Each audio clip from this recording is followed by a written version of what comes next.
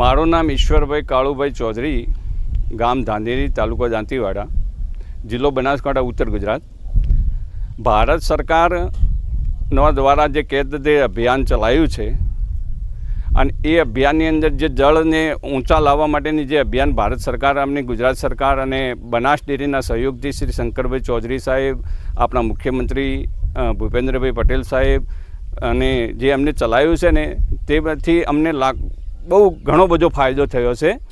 મારા ખેતરની અંદર 4x6નો એક શોષ કૂવો મેં બનાવ્યો હતો અને એ કૂવામાં દર વખતે મારે અહીંયા 3 હપ્તા સુધી પાણી ખેતરમાં જે પડ્યું રહેતું હતું એ પાણી 24 કલાકની અંદર એ શોષ કૂવા દ્વારા જમીનમાં ઉતરી ગયું છે.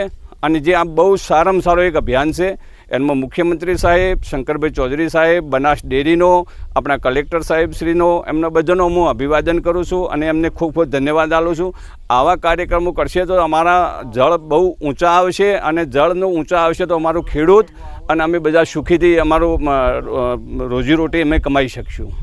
એ બદલ ભારત સરકાર સર્વનો હું ખૂબ ખૂબ દિલથી ધન્યવાદ કરું છું અને આવા કાર્યક્રમો કરતા રહે એવી અમારી ખૂબ અભિલાષા છે.